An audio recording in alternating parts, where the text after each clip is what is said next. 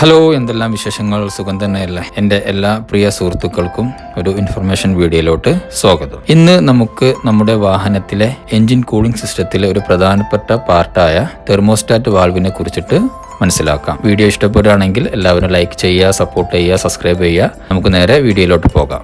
ഓരോ വാഹനത്തിലെയും എൻജിന് ഒരു working temperature അത്യാവശ്യമാണ്. എന്നാൽ മാത്രമേ എൻജിന്റെ വർക്കിംഗ് പ്രോപ്പറായിട്ട് നടക്കുള്ളൂ. അപ്പോൾ ഈ ഒരു വർക്കിംഗ് ടെമ്പറേച്ചറിനെ കൺട്രോൾ ചെയ്യാൻ വേണ്ടിയിട്ടാണ് നമ്മൾ തെർമോസ്റ്റാറ്റ് വാൾവ് വാഹനത്തിൽ ഉപയോഗിക്കുന്നത്. അത് ഓരോ എൻജിനിലും പല തരത്തിലായിരിക്കും അതിന്റെ വർക്കിംഗ് ടെമ്പറേച്ചർ വരിക. ചില എൻജിനുകൾ അത് 82 ഡിഗ്രി ടു 94 വരാം, ചില വാഹനങ്ങൾ അത് 76 ടു 84 വരാം. ഇത് ഓരോ വാഹനത്തിലും അതിന്റെ എൻജിന്റെ സ്പെസിഫിക്കേഷൻ അനുസരിച്ചിട്ട് അത് വ്യത്യസ്തമായിരിക്കും. ചില തെർമോസ്റ്റാറ്റുകളിൽ അതിന്റെ ടെമ്പറേച്ചർ അതിൽ മെൻഷൻ ചെയ്തിട്ടുണ്ടാകും. ഇപ്പോൾ നിങ്ങൾക്ക് വീഡിയോ കണ്ടാലേ മനസ്സിലാകും. ഇതിൽ 76 ഡിഗ്രിയാണ് മെൻഷൻ ചെയ്തിട്ടുള്ളത്. അതുപോലെ തന്നെ ഈ ഒരു തെർമോസ്റ്റാറ്റിൽ 82 ഡിഗ്രിയാണ് മെൻഷൻ ചെയ്തിട്ടുള്ളത്.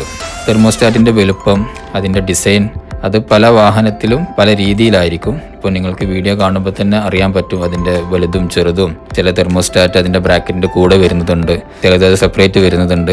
അങ്ങനെ അത് പല ഡിഫറെന്റ് ആയിരിക്കും. പക്ഷേ എല്ലാത്തിൻ്റെയും ഫംഗ്ഷൻ ഒന്ന് തന്നെയാണ്.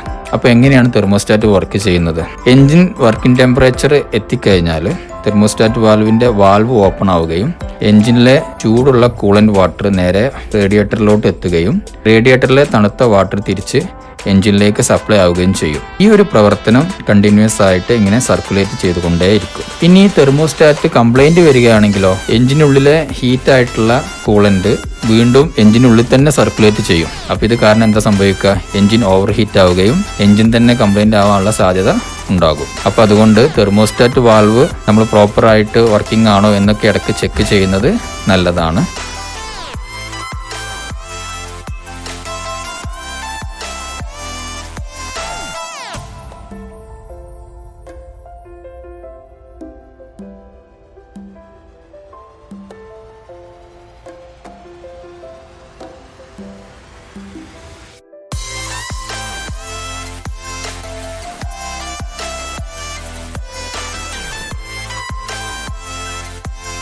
അപ്പോൾ ഇത്രയൊക്കെയാണ് തെർമോസ്റ്റാറ്റ് വാൽവിനെ കുറിച്ചിട്ടുള്ള ബേസിക് ആയിട്ടുള്ള കാര്യങ്ങൾ.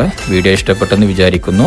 വീഡിയോ ഇഷ്ടപ്പെട്ടാൽ എല്ലാവരും സപ്പോർട്ട് ചെയ്യുക, ലൈക്ക് ചെയ്യുക, സബ്സ്ക്രൈബ് ചെയ്യുക. അടുത്തൊരു ഇൻഫോർമേറ്റീവ് ആയിട്ടുള്ള വീഡിയോയുമായി വരുന്നവരെ എല്ലാവർക്കും നന്ദി.